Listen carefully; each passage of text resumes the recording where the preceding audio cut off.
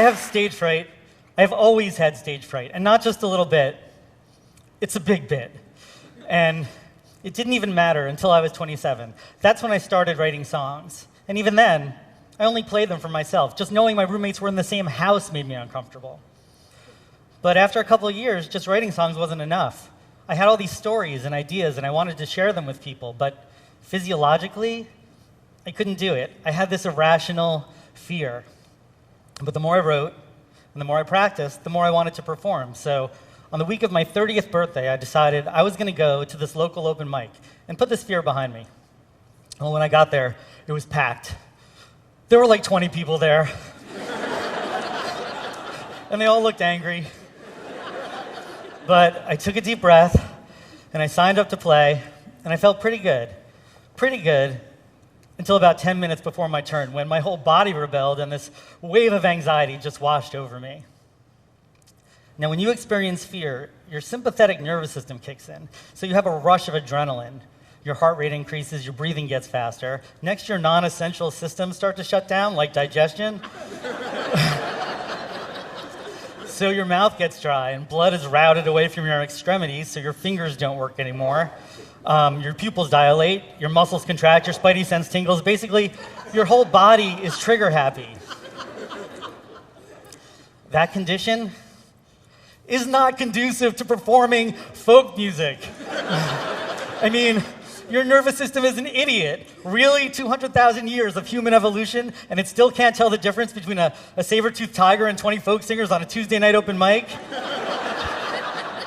I have never been more terrified until now.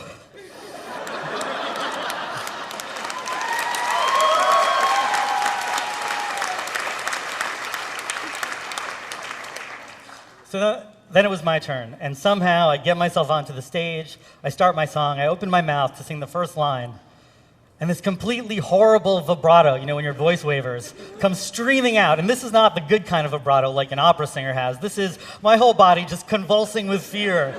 I mean, it's a nightmare. I'm embarrassed. The audience is clearly uncomfortable. They're focused on my discomfort. It was so bad. But that was my first real experience as a solo singer-songwriter. And something good did happen. I had the tiniest little glimpse of that audience connection that I was hoping for. And I wanted more, but I knew I had to get past this nervousness.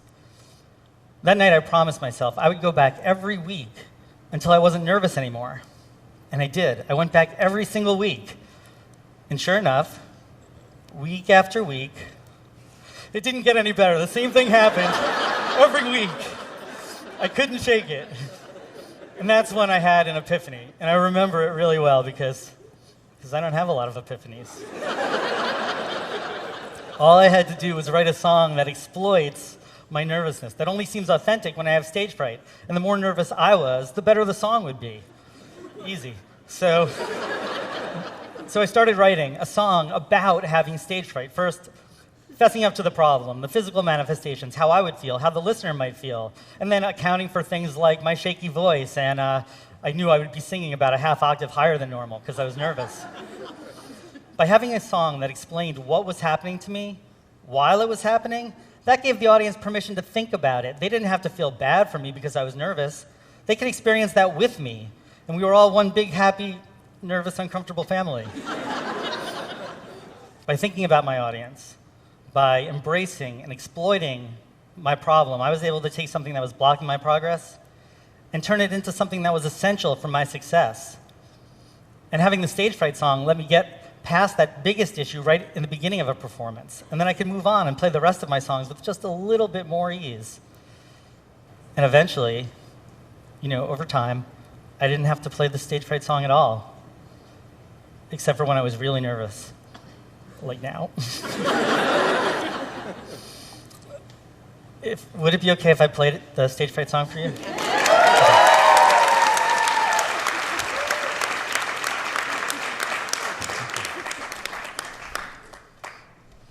Can I have a sip of water?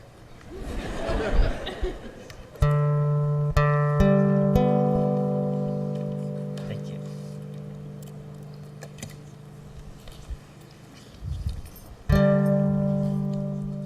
I'm not joking, you know. this stage fright is real.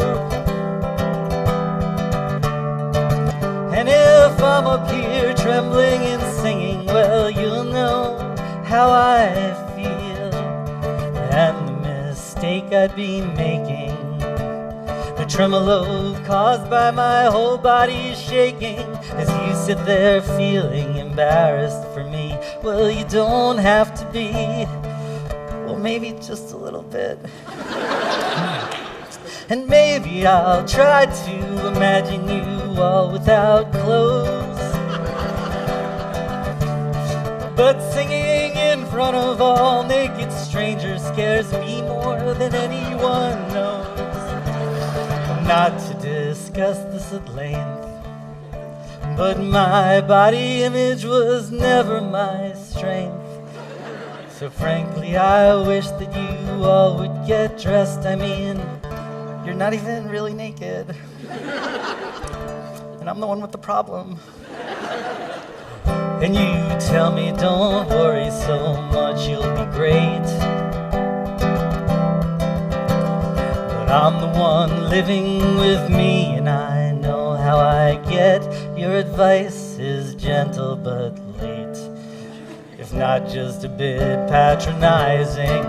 And that sarcastic tone doesn't help me when I sing. But we shouldn't talk about these things right now. Really, I'm up on stage and you're in the crowd.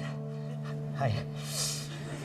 And I'm not making fun of unnurtured irrational fear.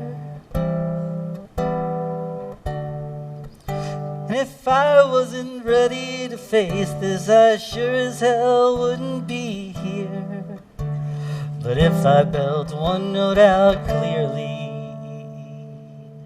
you'll know I'm recovering slowly but surely. And maybe next week I'll set my guitar ringing, my voice clear as water, and everyone's singing. But probably I'll just get up and start grooving, my vocal cords moving at speed slightly faster than sound.